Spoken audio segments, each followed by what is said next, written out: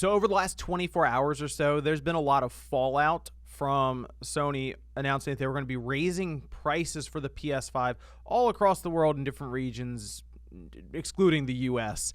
But one region in particular did get a pretty sizable price hike, and that's in Japan, which, that's Sony is a Japanese company, so I think for a lot of people, it was kind of surprising to see that. Now, they, of course, talk about currency exchanges and all of this, and yes, if you take a look at the currency exchanges now between the US dollar and the yen, it's pretty substantial, so Sony decided, well, we'll raise prices, and that'll fix things. Well, in Japan, it looks like gamers aren't very happy with what's happening, and you can't really blame them. It's not exciting that a product is becoming more expensive a couple of years in when maybe you just haven't been able to find them, since we know that Sony has been supply constraint around the world, but specifically in Japan, as they were having a hard time stocking shelves there. Well, now it looks like we could see gamers in Japan move on from PlayStation. We'll talk about that here today. Guys, if you enjoy these videos, make sure that like button helps out a ton. And if new here to the SpawnWave Plus channel, make sure you subscribe down below. Let's head over here. This is an article that was sent to me quite a bit, as obviously there's a lot of reactions right now online to what is going on.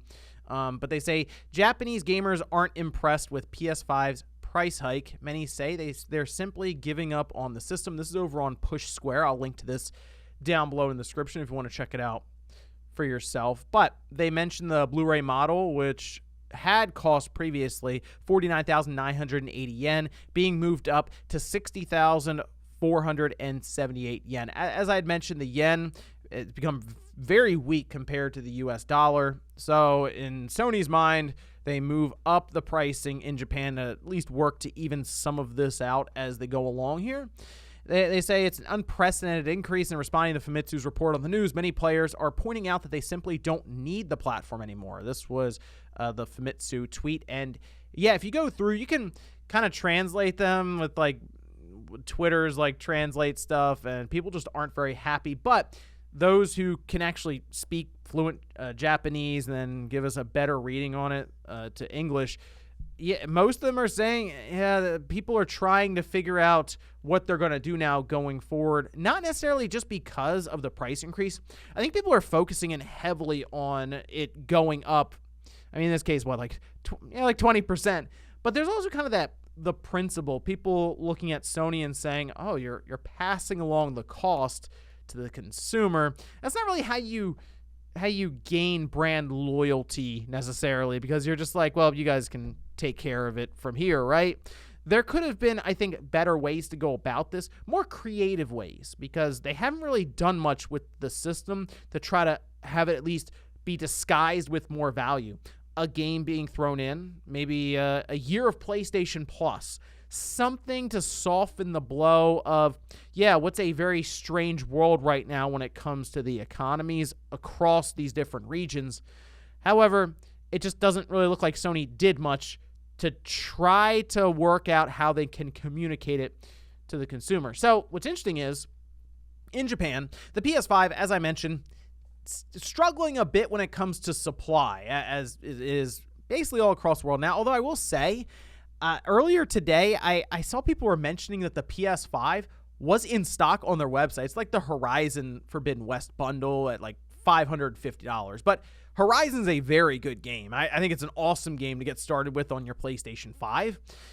Technically, it's like $20 cheaper then, because if you bought the PS5 with Horizon, it'd be, $470. But still, I'm kind of seeing it getting a bit easier now to get a PlayStation 5, at least for me in the US with PlayStation Direct.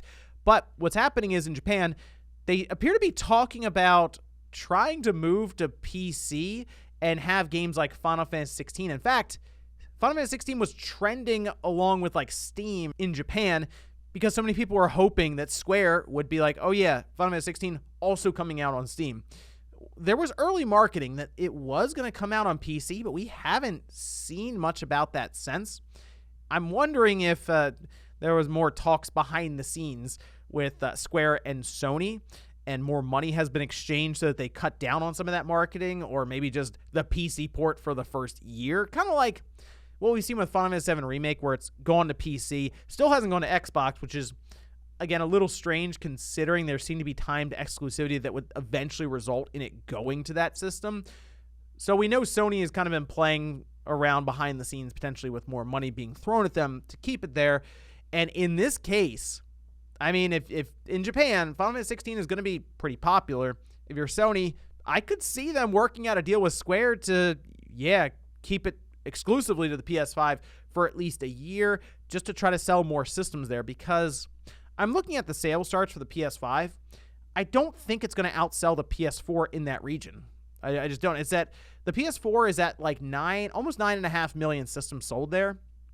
PS5 is coming up on 2 million sold, but this, I think in the long run, will hurt overall sales in Japan for the PlayStation 5. Again, not necessarily just the numbers going up, but more or less the overall PR and the customer view of Sony now after seeing this. But I will say, I think most people look at Japan and just realize that Nintendo has that completely locked down. Like, the Switch just continues to roll along at an unprecedented rate in that region. I don't know if it'll reach the DS level of sales, although I guess it could if this generation just keeps going.